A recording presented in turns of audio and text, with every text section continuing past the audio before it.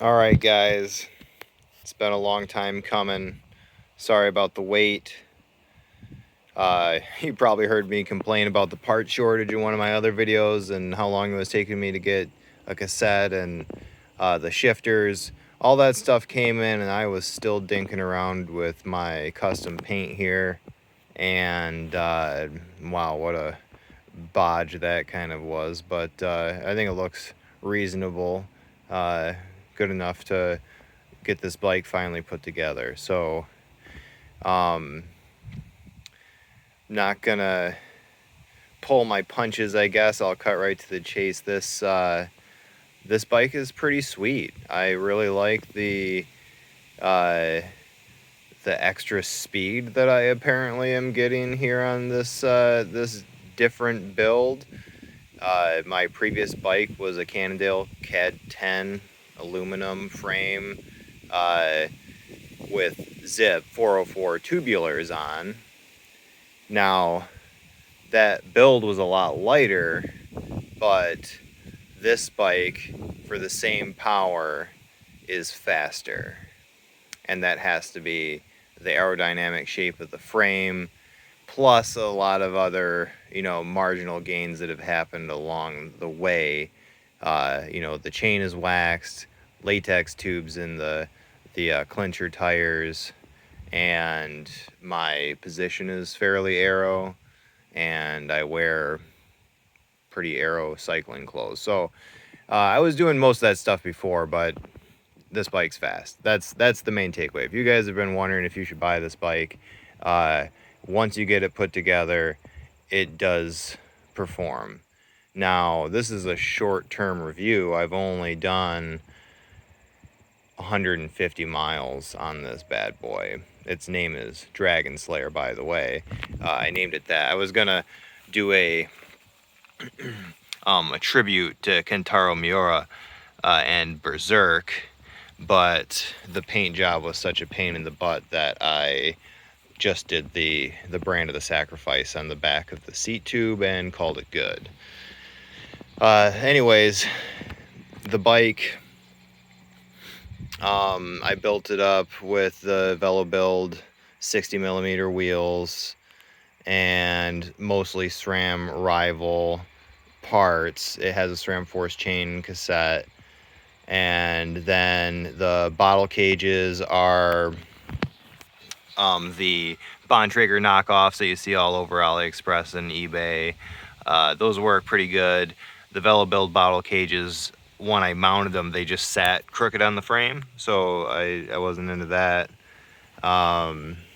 The saddle is a Cell San Marco from AliExpress. It's, it looks legit. I'm fairly confident that it might be like something that they stole from the factory or something. I don't know. Maybe it's just a really good knockoff.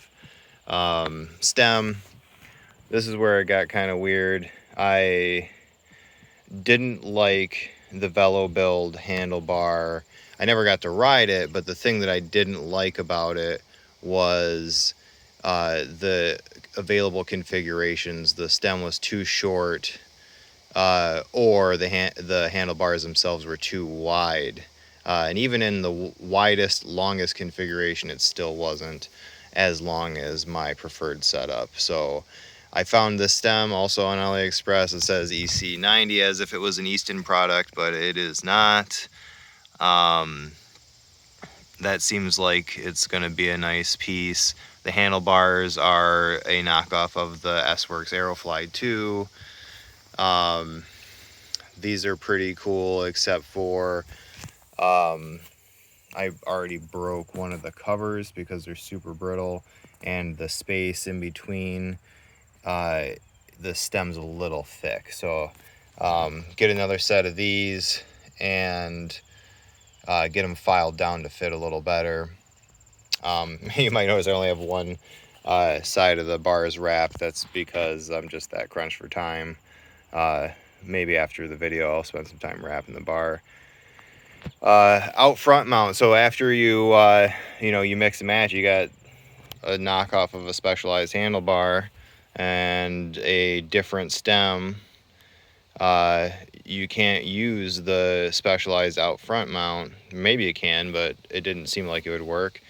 This I do not love, but it is going to work for now. You know, it's all supposed to be aero, but you know, that's a lot of extra junk there that I don't like, but I couldn't find a better thing. Maybe you guys have a recommendation. Go ahead and shoot me a message or a comment on the video. This little bit at the bottom for your GoPro or light, it seems like all of them have that. I wish it was a part that I could take off more easily, but it's not made to go that way, so bummer. The tires, I already said, were the Continental GP 5000s. They're the regular clincher ones. I did 700 by 28. The rotors up front, I have a unbranded rotor from AliExpress. It's a 160 millimeter, and on the back is a SRAM Centerline 140. And then other details, I built it up with the Look-Kyo blade, you know, kind of arrow pedal. I've always used Look, so that's just kind of what I go back to. Then I use these tanky 6-bolt to direct mount adapters, because I wanted to get a little more green on this build. And I also got this seat post junction cover thing. That's an actual part for the Tarmac SL7. It doesn't fit perfectly, but it does kind of take up that gap and hide that bit. I'm thinking I'm gonna need something to help this stick down though. Maybe a little double-sided tape under that. That's the kind of goofing around that you should expect to be doing when you're doing one of these Chinese, not Western brand builds. Not everything is going to fit together as well as you would hope. Overall, though, the build did go together pretty smoothly. I did most of it myself. The only thing that I had done at the local bike shop was having the hydraulic brake hoses cut to length and having the brakes set up, because I don't really mess with hydraulic brakes, or I haven't yet. I do have them on my other bike, which I'll talk about in a minute, but that's my cross bike, and they were set up once years ago and they're still perfectly fine, so I haven't had to learn how to do anything with them. Something interesting, you know, because this is kind of a knock on VeloBuild. I wish VeloBuild would offer more handlebar configurations for their one-piece bar and stem. That's a beautiful looking piece, but it really ought to be something that we could get. The new fashion is narrow handlebars, and if you want a long stem and narrow handlebars, you're out of luck. If you're a shorter guy, you know, you can do the 100 by 40, and that'll be pretty racy, but I'm 6 feet tall, and I ride a pretty long setup. Had to do this, and because of that, it's really kind of difficult to figure out what setup you're gonna have to use, what headset spacers you might need to use to mesh up as well as you can with your stem. You can see here, this is kind of goofy. This is one of the VeloBuild headset covers and spacers that they sent me, and I just used this one because it matched up best with my stem. But then if you look under here, I had to, sorry about that, I had to drill, or rather file, into this spacer to get my hydraulic hoses into the frame. You know, the actual VeloBuild bar, there's a recessed space in the bar that lets you run the hose over the top of the spacer and into the frame. Well, good luck trying to find an aftermarket that will do just that. While we're here at the headset, I did need to use about, I think I used 4 of those micro spacers, and there's a little bit of a gap there. Maybe I can take one out, but without that in there, I could not get the headset to stay tight. So I would go and test ride it, and I'd come back and the headset would be knocking around. So you'll definitely want to have a few of those when you start to do your build. Use Loctite on all your little bits of hardware that, like this bolt. Your through axle could be installed, and that thing could be missing for a long time before you ever realized it.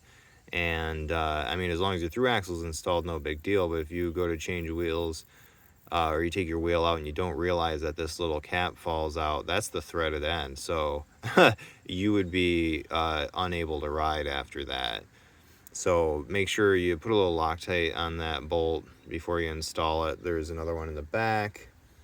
I also put Loctite on the bottle cage bolts, and everything got greased really well. Carbon prep paste in the necessary areas. Over here, I didn't have to use any kind of shim or anything like that. Yeah. I know, she's dirty. I've been too busy to wash it. I've been trying to test ride this bike as much as I can. So I just put a bunch of carbon prep paste in there around the seat post and tightened it.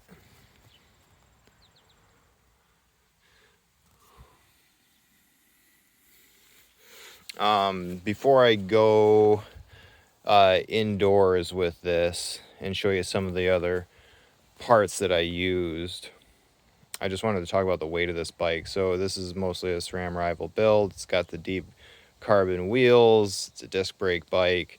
So what do we expect? If you've not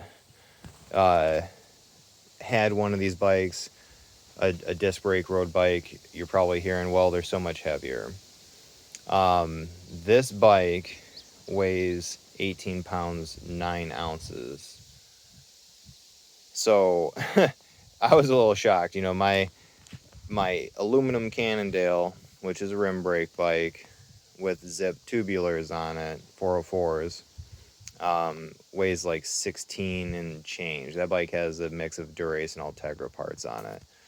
And I've had a carbon Cannondale with zip tubulars on it that weighed less than 14 pounds, all kitted up.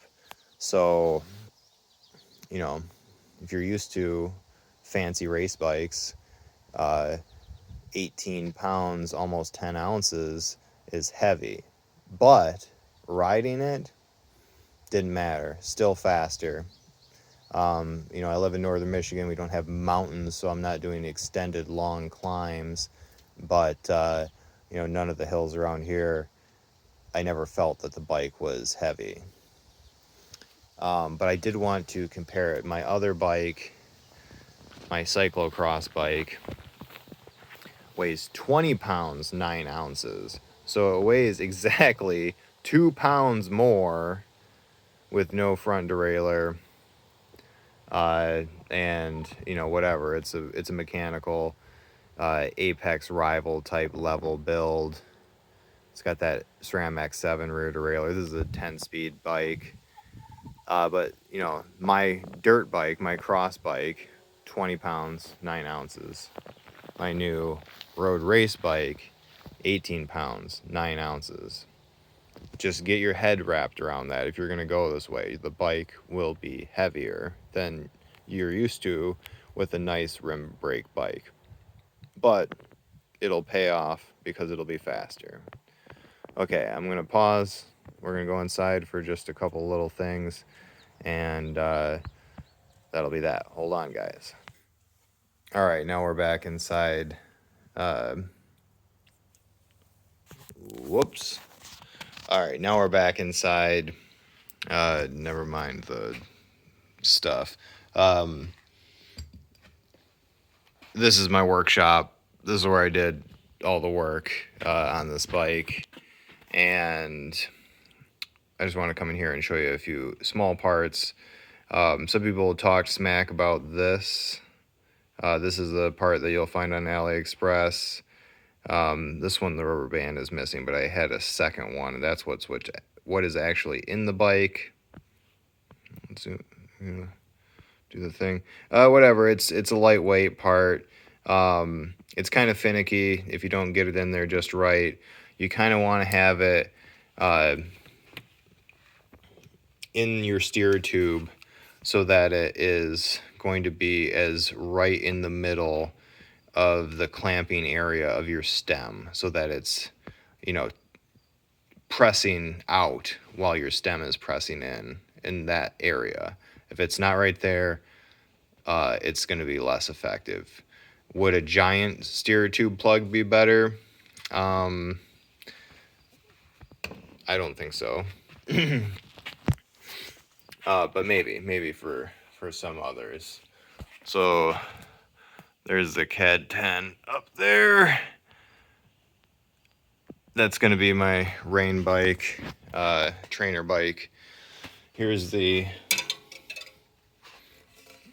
VeloBuild bar that was meant to go on it. It's like, you know, elk antler. You know, it's a 44 centimeter width. So this is a big width bar, and it's only 120 millimeter stem length. I think it's a little bit longer than that sounds like, but it still just was not quite right for my fit. Oh God, I keep pointing at that shit.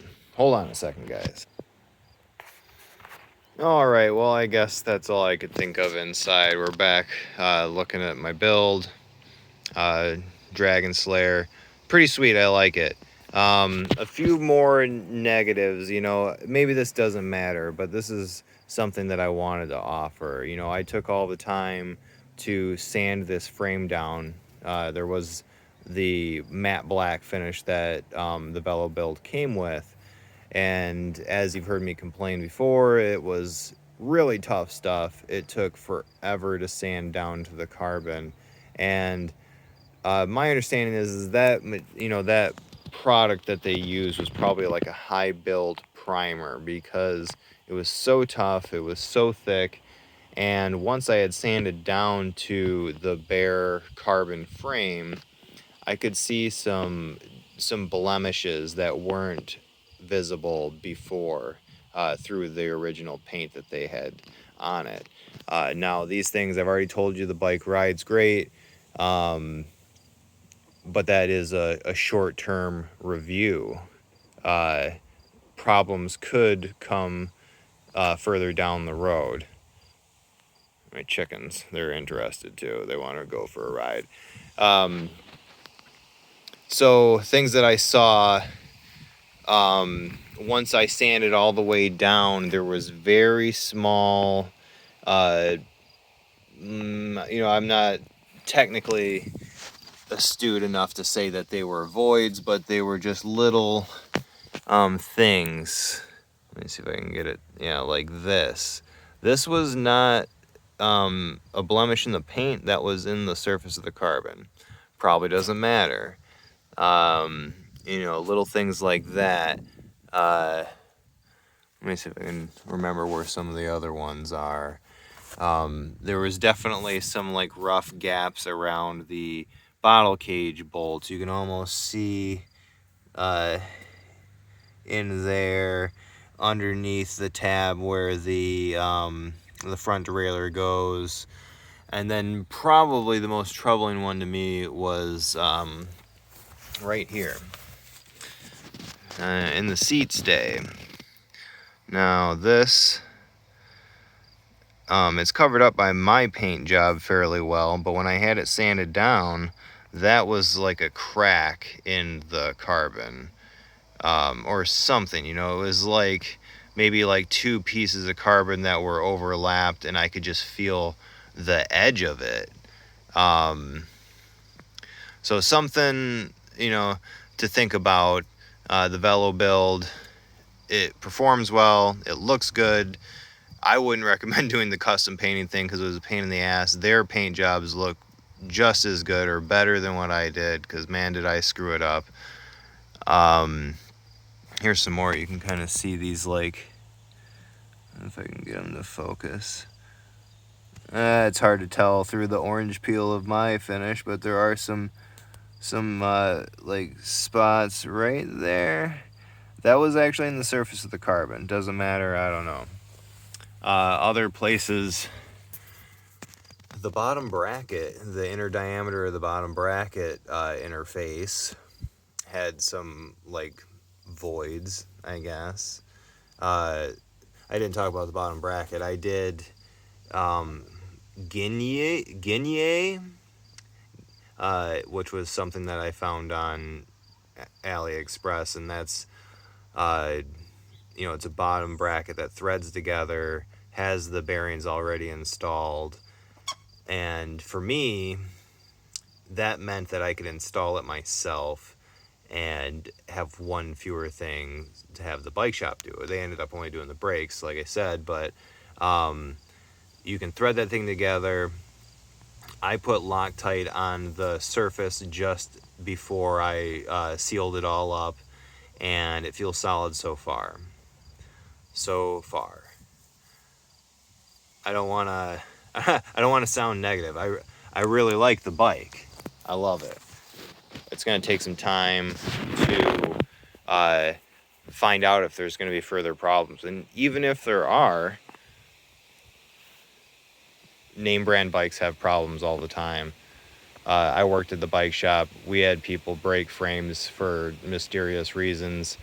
Bikes that were hugely expensive that must have had some underlying defect that didn't present itself until the customer was riding it. So just because this is not a Specialized doesn't mean it's going to fall apart.